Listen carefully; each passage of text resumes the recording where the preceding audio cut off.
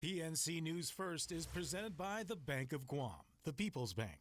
Pizza Hut, we're taking pizza where it's never been before. Taco Bell, the only place where you live Moss. Guam Auto Spot. Colgate, the #1 brand recommended by dentists. And ITE, Life in Motion. Live from the Broadcast Center, Akata, Tumon, Guam. Broadcasting in Guam and Saipan. Here's Janella Carrera and Clint Rigel with Donna De Jesus and Rebecca Elmore.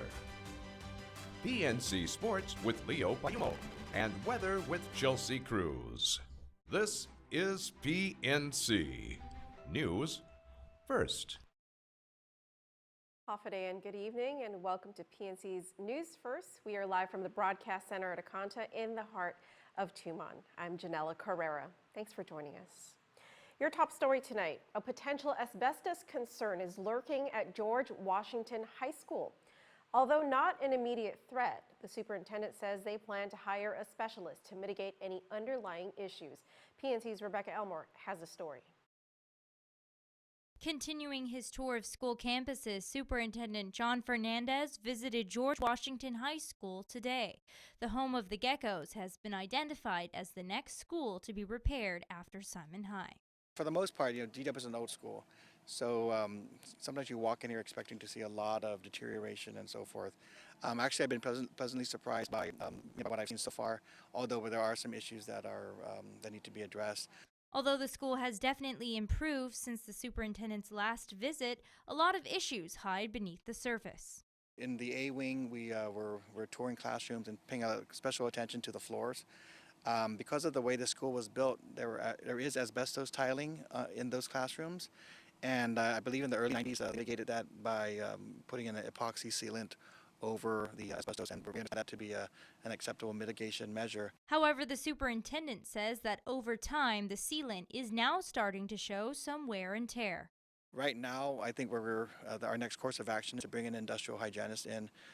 We believe that we can seal over those areas. That's an effective measure, but we want to be sure that that would be an acceptable plan. Other concerns have been an issue for the last decade. We saw a counselor's room, a former counselor's offices, which had suffered from a fire. I heard it was in 2008. And the room never fully recovered. According to staff at GW, the room has since been closed off because the air is in such bad quality. Another issue is what the superintendent calls an eyesore that simply requires proper coordination.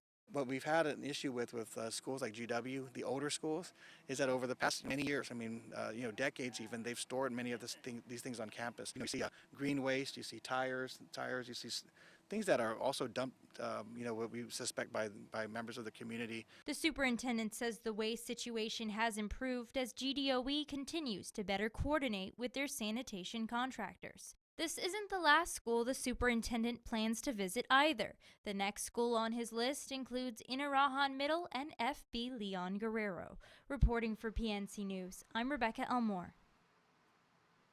Well, a settlement is now in the works for the dozens of sex abuse lawsuits filed against the Catholic Church, but not everyone is on board just yet.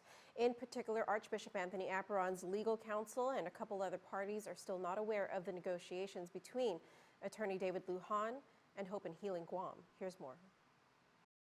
It's been about a year since the first allegations of clergy sexual abuse surfaced against the Catholic Church publicly, and in just a few months' time, the pending scores of lawsuits against the Archdiocese of Agana could see an end.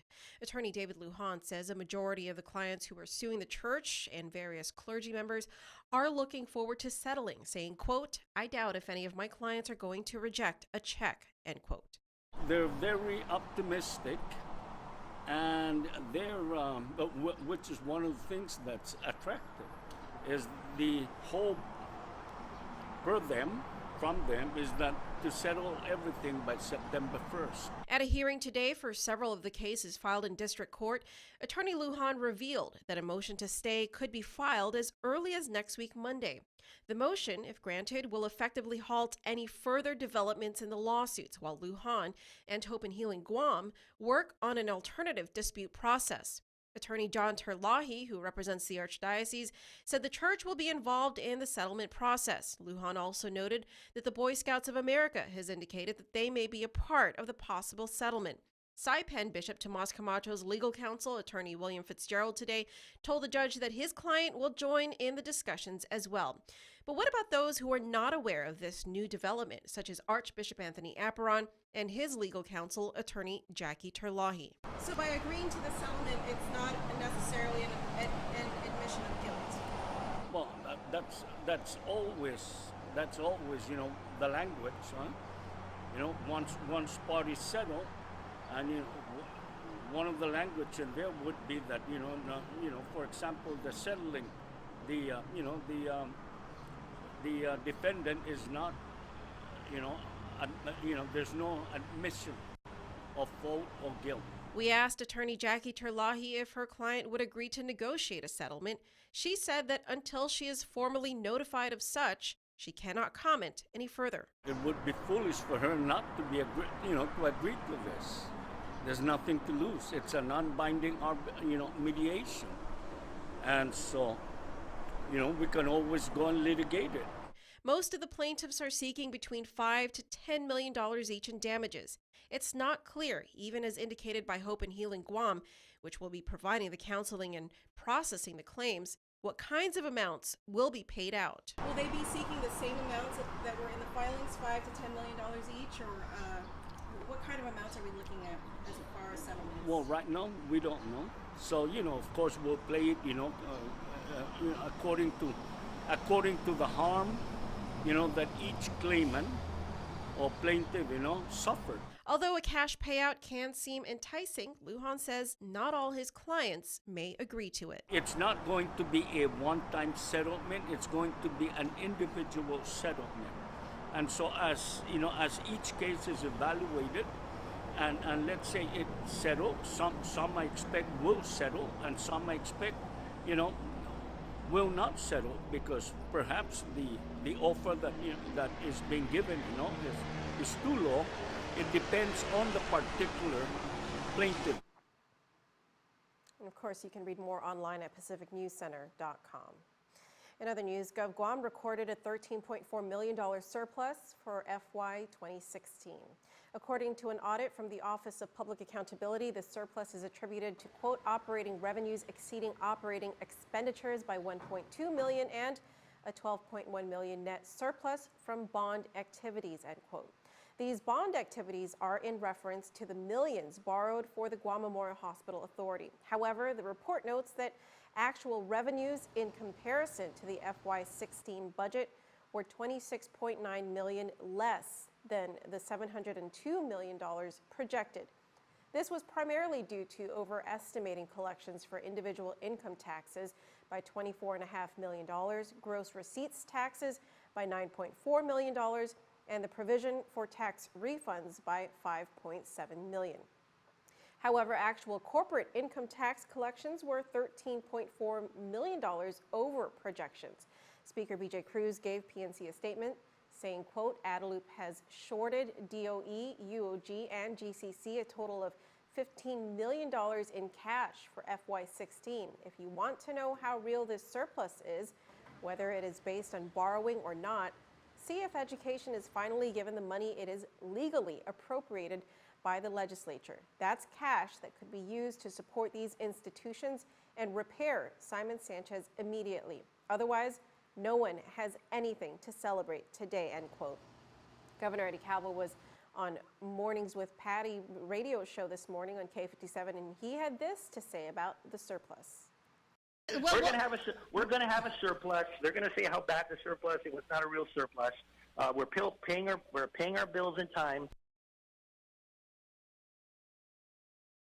And the OPA report also shows that the cumulative general fund deficit has been reduced from $119 million to $105.7 million. Also in News First, Governor Eddie Calvo says he's concerned about the override of Bill 58 as it completely changes the procurement process for the construction of a new Simon Sanchez High School. On the Mornings with Patty show on K57 this morning, Governor Calvo said that he would still likely for the Attorney General to weigh in on the situation. The governor says he recommended to the GDOE board that they ask the Attorney General for guidance now that Bill 58 has been overridden into law.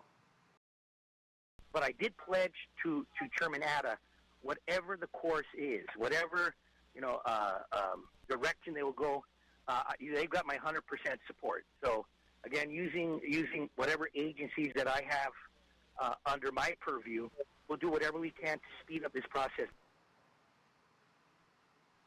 And the governor says that the Simon Sanchez issue has been going on for far too long and it needs to get fixed so they can move on to fixing other schools. Well, as of midnight, the bill that bans casino gambling at carnivals and fairs has lapsed into law. Senator Talina Nelson's Bill 50, co-authored by Speaker B.J. Cruz, was introduced at the end of March this year and sought to ban casino gambling at the Liberation Day Carnival and other fairs on Guam. 2 months after it was introduced, senators unanimously voted in favor of Bill 50. This morning, Governor Eddie Calvo allowed it to pass into law. In response to this, Senator Nelson stated, quote, "I am looking forward to the safe environment of the carnivals for the families and youth of this island. Above all, I am looking forward to celebrating the real meaning behind Guam's Liberation Day," end quote. In a release, Calvo stated, quote, "The mayors utilize the casino for a very practical purpose, and now the legislature has taken away the funding the mayors need on the eve of the festivities without providing alternate resource to the mayors," end quote. Yesterday, the Mayor's Council of Guam had a meeting to discuss the plans to shorten the Liberation Carnival, but made it clear that they would push through with the festivities regardless of Bill 50's outcome. In a phone interview, MCOG Executive Director Angel Sablan said more solidified announcements will be made at the beginning of next week. Like we mentioned yesterday, this whatever the outcome, that we already accepted it. That's all we can do. Like the governor said this morning, he's still waiting for an AG's opinion. So our planning for the parade and the carnival and the memorials and the queens, we'll be putting up more information as they are confirmed. We just met this morning with Chamorro Village, so we're doing things. So we're working on them, and we'll be making further announcements on Monday. And the governor adds in his release that all are welcome to join his team and the mayors to help make the festivities a success. The anticipated opening date of the Liberation Carnival is June 21st. All right, well, we have more News First coming up after this quick break. Stay with us.